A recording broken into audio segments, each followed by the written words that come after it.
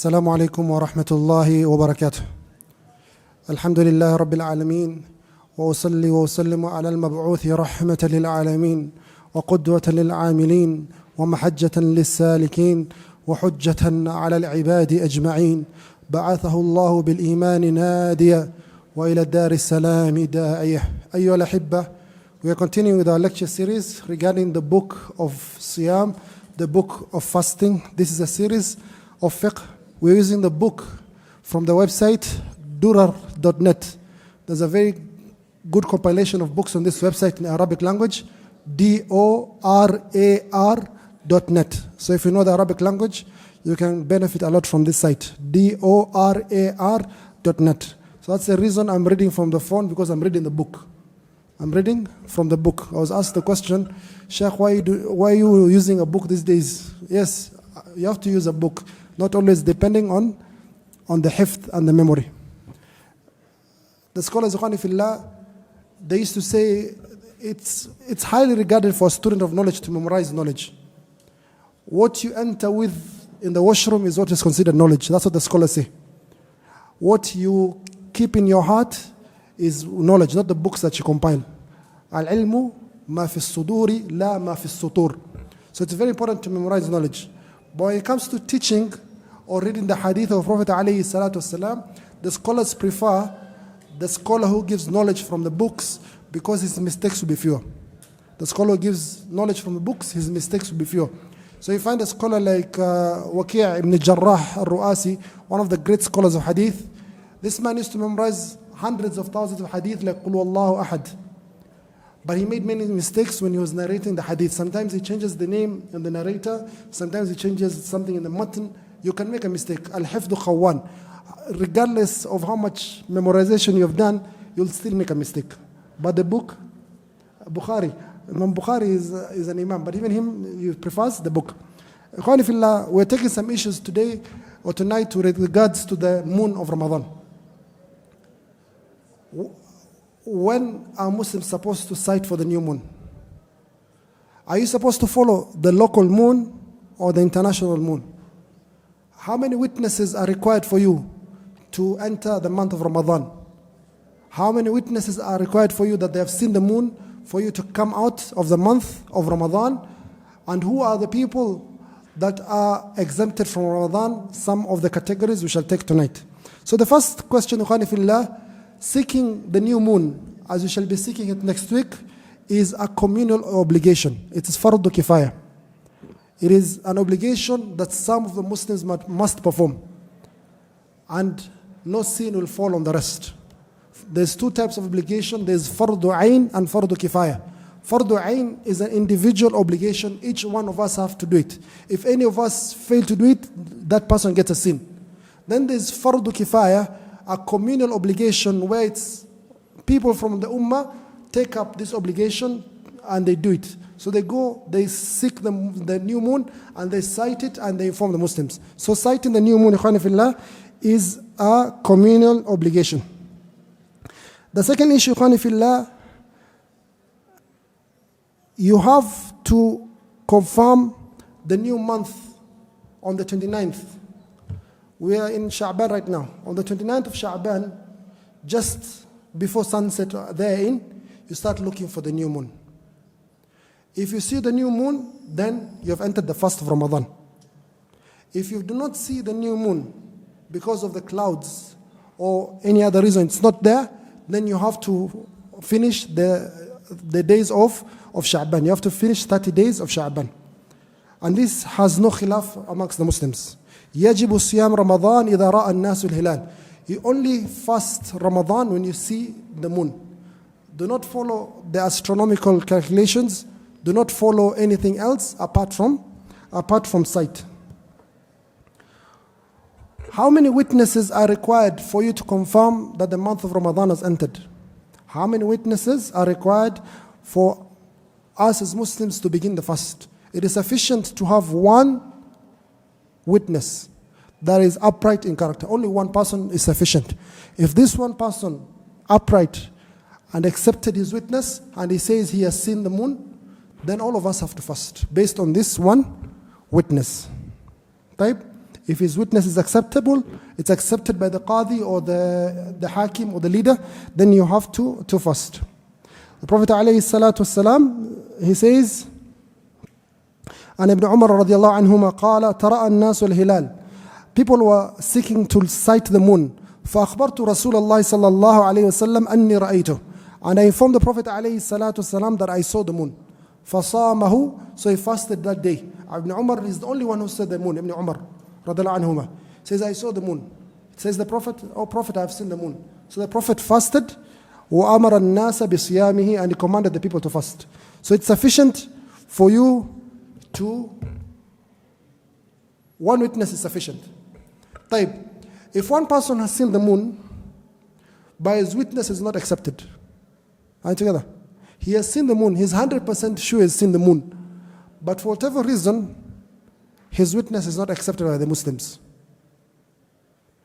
Therein, the Muslims will not fast. That's clear, because they've not accepted his witness.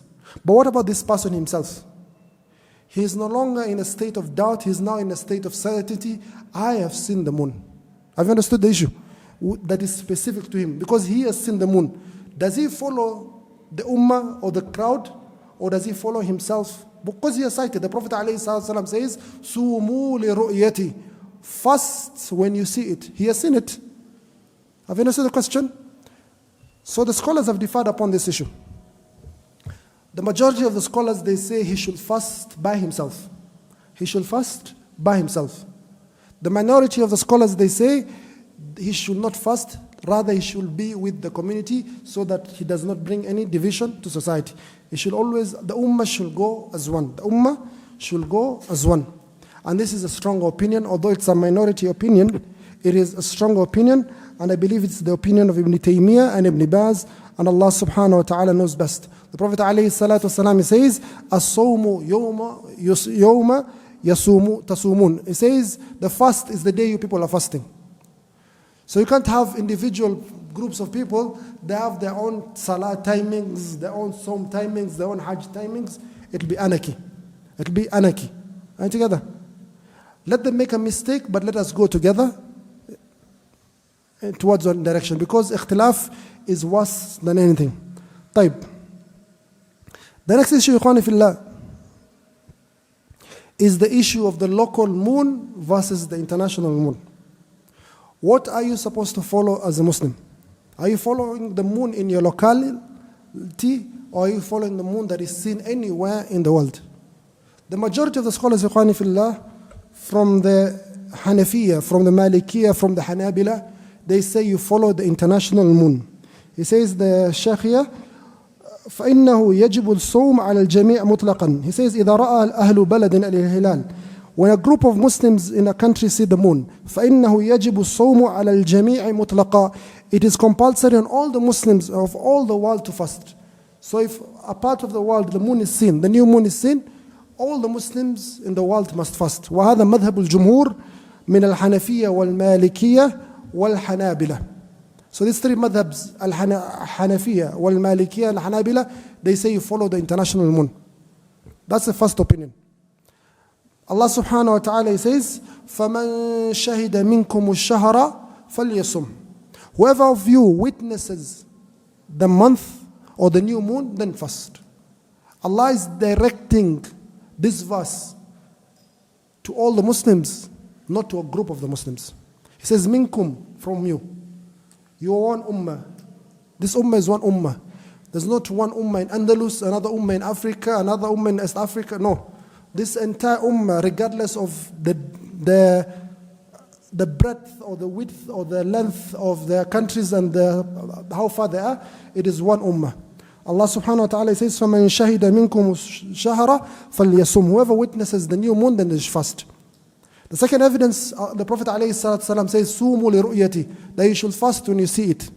This command is for all the Muslims. It's not a specific nation from amongst the Muslims. طيب, the second opinion, it's also a strong opinion, that's followed by the Shafi'iyya and followed also by many in our country, is that you follow the local moon. Ibn Abbas radiallahu anhuma, there's a man called Qurayb. He was in Syria, in Sham. They saw the moon on Friday, and they started fasting Ramadan.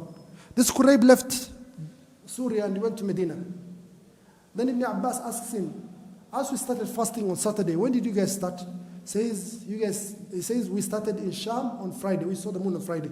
Ibn Abbas says, we saw the moon on Saturday, so we started fasting on Saturday. This is the opinion of Ibn Abbas radhiallahu anhuma. However, when you look at both opinions, yes, they're strong. There's no need for us to fight upon it. But it creates many issues when you have a local moon. There are so many issues that do not appear when we are one ummah. One month, we follow one moon. For example, Ikhwani Fillah, it's very strange sometimes we find brothers, people in Arafah. I can travel from here to Mecca in hours. People on Arafah, then you're saying, they're in Arafah, but my Arafah is tomorrow based on the local moon. How is it? Arafah is a place where people are standing. The day people are doing the ibadah of Arafah, then you're saying your Arafah is the next day. It's a very confusing issue. An issue also arises, you started your Ramadan here 2 days before. You go to a different country, they started 2 days after you. So you end up fasting 32 days because you have to follow that new country you've gone to. Confusion is not confusion. It's confusion. A simple issue also, tamattu'. Allah subhanahu wa ta'ala says, إِنَّ عِدَّةَ شُهُورِ عِنْدَ اللَّهِ 12 شهرا في كتاب الله يوم خلق السماوات والأرض منها 4 حرم. Allah subhanahu wa ta'ala, when He created the world, He made sure there are 12 months. No one disagrees, even the Christians don't disagree there are 12 months. From these 12 months, there are 4 that are sacred. Dhul Qa'dah, Dhul Hijjah, Muharram and Rajab. Now together, these are sacred months. Now, how will you determine you're in a sacred month when there's a difference in moons? Someone is in Rajab, but no, you are still the month before or in the month after. There's some confusion. Hajj, Ikhwani Fillah, there's Hajj Tamattu'. You can perform Hajj where you combine Umrah and Hajj together. The months of Hajj begin from the 1st of Shawwal. The 1st of Shawwal is when you can start your Hajj. You can go 1st of Shawwal, you do your Umrah, then you wait for the 8th of Dhul Hijjah and you perform your Hajj and you're considered to have done Tamattu'. Hajj Tamattu'. Hajj is of 3 types. Someone lives here on the 1st of Shawwal based on his local moon. He wants to go perform Hajj Tamattu'. He passes Lamlam, he says, Labbaik Allahumma Umrah. He's performing Umrah first, then he goes to perform Hajj. He reaches, then the people of Saudi, no, their Shawwal is the day after. You have messed up his Hajj. Based on this, there's a lot of confusion when you have many timetables. And this confusion does not occur, when we have one moon, we all follow one. The Qibla is one, the Ummah is one, inshallah the Khalifa will come back, one, we should be one nation with all our ibadah. Monday is one. Is there any place you can go that's maybe in hours, but it's still Monday, still Tuesday, still Wednesday. It's not like here today is what, Saturday. Is it Wednesday in Brazil or Sunday elsewhere? This is anarchy, Ikhwani Fillah, when we're having all these differences. And you can understand from those periods that distance was very far. Traveling from Medina to Syria takes a distance of 1 month. Here you can travel around the entire world in less than 24 hours. So you should not use the same fiqh that you're using there on this issue in particular with our fiqh right now. But we follow whatever opinion you play. But the strong opinion, no doubt, is that we Muslims should follow one moon type. The next issue, Ikhwani Fillah, are you allowed to use satellites? Satellites are the ones orbiting the earth to view the moon. No, you're not allowed to use satellites to view the new moon. The view is of the person on earth. The view is of the person on earth. Let's come to that issue. The view is of the person on earth. So someone has gone to the International Space Station. Are you together? They have to fast Ramadan. Will they fast Ramadan based on the moon they see in space or based on the moon of the people of earth? They have to fast Ramadan based on the moon of the people on earth. Even if they reach as far as Mars, even if they go away, they have to follow the moon of the people of earth. Hence, enforcing the argument or the point of having one moon for all the Muslims. Are you together? So even if you go to Mars, like they're saying maybe in 20, 30 years, you have to follow the moon of the people of earth, everyone has to fast the same way. I don't know how you'll fast, how you'll pray towards the Qibla when you're in Mars, but that is stress for 30 years from now or 20 years when they reach there, I don't know. Type, are you allowed to use telescopes? Yes, you're allowed to use telescopes, binoculars, anything to search for the new moon. Also, in Kenya, we have that issue. When they're saying we're going to follow the local moon, the question that comes, it's a logical question, what are the boundaries of this locality you're talking about? What are the boundaries of this locality that you're talking about? Because you've seen it clearly, and it's not going against anyone. You see sometimes the moon, I had this one years, the moon has been seen in Wajir, or it's been seen in Mandera. These are townships in Kenya. Then they tell you, no, we only follow the moon of this part of Kenya. I don't want to mention names.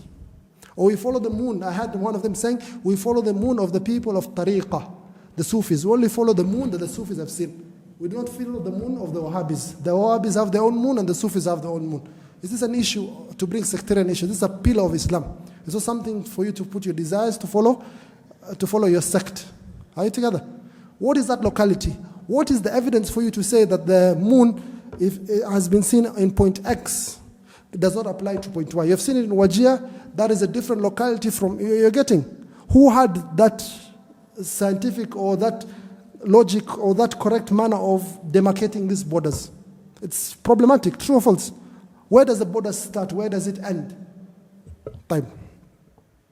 The next issue, Fillah, is a person who does not know which month it is. You're a prisoner, Fillah. And this happened, Fillah. If you look at the brothers who were taken to Guantanamo, they were blindfolded for months. So they do not know the time of Salah. So they have to make their own fair assumptions and they pray Salah at the time they think each Salah is. Also, Ramadan came. They do not know which month they are in. So what do you do when you're in a prison or you have been thrown in a dungeon? You can see the images coming out of Gaza right now. People are blindfolded. They have been removed all their clothes. What are such people supposed to do? They have to estimate based on the best of their capability.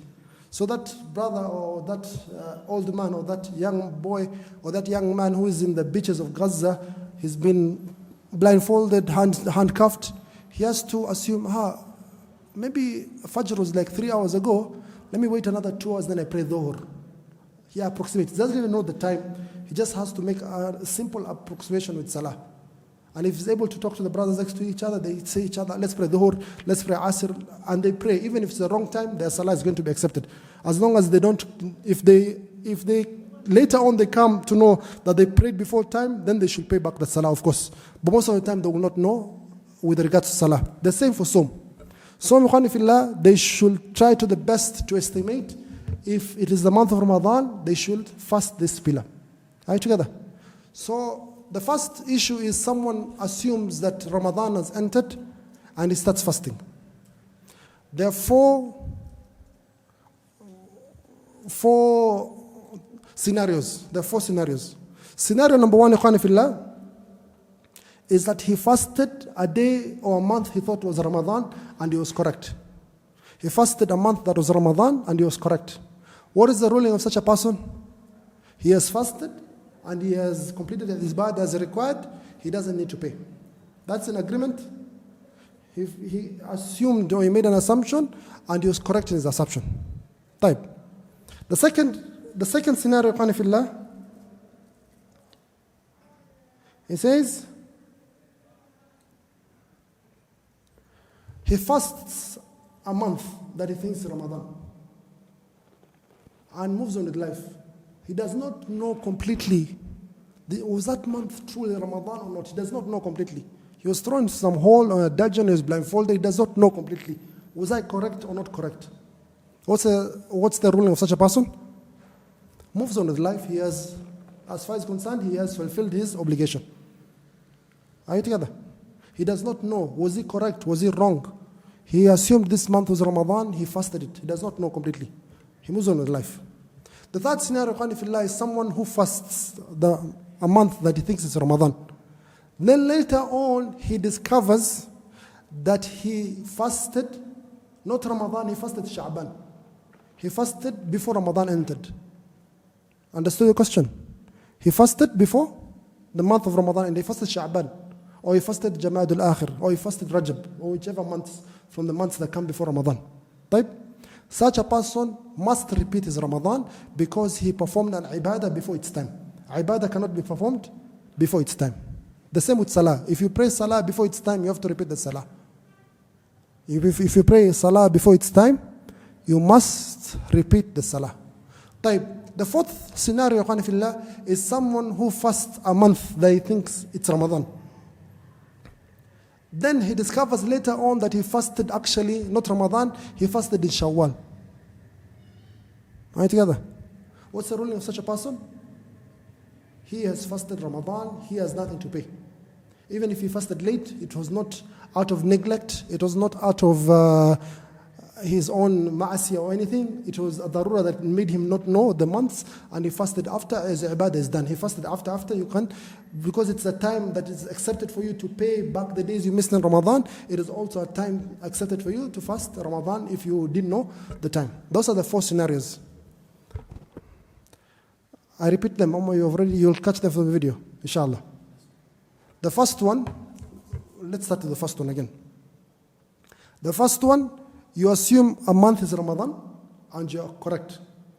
What do? You're okay. You're okay. The second one, you assume a month is Ramadan and you fast it. But you never know, was I correct, was I not correct? You don't know. You never get that knowledge. You're not sure completely. Move on with life. You're done. That wajib has already been fulfilled. Allah will not hold it to account. The third scenario, is you fast a month you think that is Ramadan.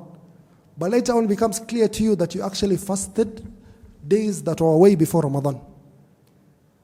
So you have to repeat that ibadah again. You have to pay back those 30 days. The fourth scenario is that you fast a month you think that is Ramadan. Later on it becomes clear to you that you actually fasted after. So you have fulfilled your obligation, except if you fasted on days that you're not allowed to fast, e.g. the days of Eid. So if you fasted on the days of Eid, maybe you fasted Shawwal instead of Ramadan. So the fast of Shawwal, of course, is not going to be accepted. It's haram for you to fast the fast of Shawwal. Also, a mistake people make is that, and it's a form of extremism in a way, is that 29 days of Sha'ban has passed, you have not seen the moon. So you fast on the 30th of Sha'ban. You say, perhaps, maybe I made a mistake. Maybe it's Ramadan, just to be on the safe side. That is known as Yawm Shak, the day of doubt. It is haram for you to fast such a day, or it's haram basically. The hadith says it's haram. So let's just follow the ruling. You cannot fast on the day of Shak.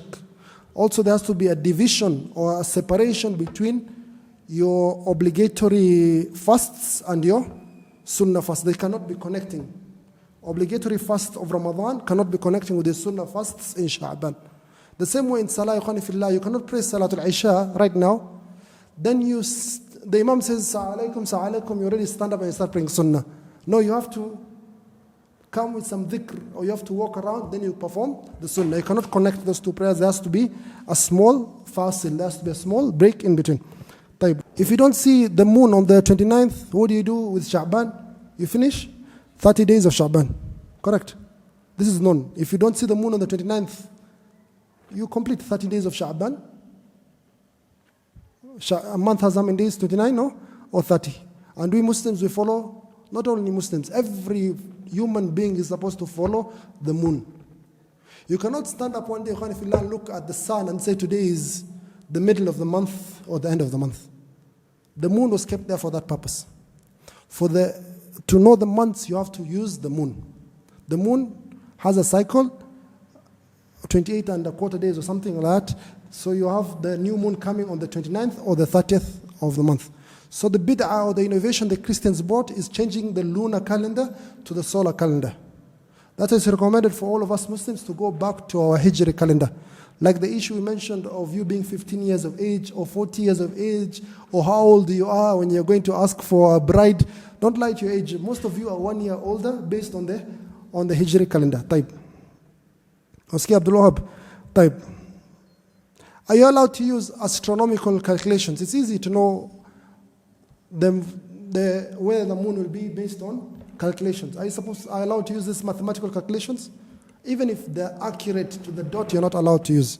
The Muslims are required to fast and to follow the months based on sight. So follow the moon. Don't follow these calculations. Type. That's with regard entering the month of Ramadan. Coming out of the month of Ramadan, or the new moon of Ramadan.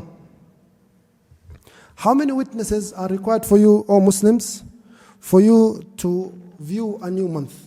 It is required, Ikhwani Fillah, 2 witnesses to come out of Ramadan. To come into Ramadan, you need 1. To come out of Ramadan into Shawwal, you need 2. You need at least 2 witnesses. They have seen the new moon. Taib, the very important issue here. He says, how many people are required for them to witness that the new moon has been seen? We have said, for the month of Shawwal, 2. For the month of Ramadan, 1. Taib. If a person sees the moon of Shawwal by himself, is he allowed to break his fast? Or he should follow the Muslims? He should follow the Muslims, as we said before. You see here now the Jumhur, the majority of the scholars, when entering Ramadan, they said he should fast himself. That same majority right now are saying when it comes to Eid, no, he should not follow himself, he should follow the majority, they should follow the Ummah. So just be consistent with both sides. Entering Ramadan, follow the Ummah. Entering Shawwal, follow the Ummah. If your witness is not accepted, then follow the rest of the Muslims. Do not be an individual, do not go by yourself. He says, so if you don't see the moon of Shawwal, you have finished Ramadan how many days? 30 days. What happens if you finish 30 days on the 30th day of Ramadan? You start fasting. Then at 11 or at 12 or at 1, a brother comes, or good brothers, scholars, let me say scholars, they say we have seen the moon and they swear upon it. Understood the question? 30th of Ramadan, you've all started fasting. You have taken your suhoor, you have done your ibadah, then you get excellent brothers, people whose witness is very strong, and they say we have seen the moon of Eid. Today is the day of Eid. What are you supposed to do? No? Yes, you break your fast. There's no doubt you do what? You break your fast. If it is after the time of noon, then you cannot pray Salatul Eid. You can pray Salatul Eid the day after, according to some scholars. Are you together? Taib. But there's one condition on these elders that have come. They must have seen the moon at night. The moon must have been a night moon. If the moon is seen on the 30th day, even if it's all of us, any of us see the moon on the 30th day of Ramadan, we continue fasting. If we see the moon in the day, we see it at 11 a.m., the new moon, we continue fasting that day. Our Eid is the day after, because we follow the moon of the night. The new day or the new date in the Islamic calendar begins after Maghrib. It begins after Maghrib. Ikhwani fillah, there are some people who are allowed to break their fast and not fast the month of Ramadan. Amongst these are the people who are sick. Amongst these are the people who are traveling. And so on and so forth. What is the sickness that exempts you from Ramadan? What is the compensation or the penalty you pay if you're not going to fast Ramadan? Is any type of sickness an excuse for you not to fast Ramadan? A simple cough or a simple flu or a headache, is that sickness accepted for you not to fast Ramadan? What is that type of sickness? What if it's a sickness that is a terminal sickness? You have cancer, for example. Even this term, terminal sickness, there are some diseases, that are terminal sicknesses, yes, but they're not quite, they have discovered ways of prolonging your life despite, like something like AIDS. Someone has AIDS, yes, it's a terminal sickness. I don't know if it has changed, but they have antiretroviral drugs and things that prolong the life of such a person for many years. Does such a person fall into the same group of people who have a sickness that is terminal? Inshallah, we shall look at these issues and also the issues of the traveler. When are you considered a traveler? What happens if you're a traveler, then you reach your place of residency? Do you continue with your iftar or you must start fasting? What is the distance required for you to be considered a traveler and not a traveler, and so on and so forth? Is the woman who's breastfeeding or pregnant, is she exempted from fasting, or she has to pay it back, or she's forever exempted? We shall take these issues inshallah in the forthcoming night. Wa akhiru da'wana alhamdulillah rabbil alameen. Wassalamu alaikum wa rahmatullahi wa barakatuh. Any questions? No. He's asking if there are two reputable countries that have fast on 2 separate days. Who do you follow? I can't give you a direct answer. Follow the one that you see is closest to the truth in your heart. But usually, you find most of these countries in the Middle East, they have a common day that they all fast.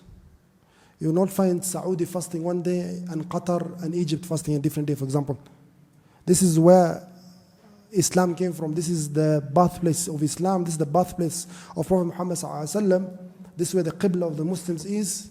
I believe we should all follow a particular moon. If we agree as Muslims, or we have one leader, he should make us follow one particular moon of that place. So we follow the one that is closest to your heart. Even the issue of some scholars, one scholar tells you left, one scholar tells you right. For example, it tells you haram or halal or something. Follow the scholar that your heart, you see this scholar, not out of blindness, but you see that this scholar, I see is more sincere or is more knowledgeable, or his opinion is followed by many people, or many scholars agree more with him than. You have to look at a number of factors, inshallah. Now, any other questions? Now, inshallah, we'll continue tomorrow. Wa akhiru da'wana alhamdulillah rabbil alamin.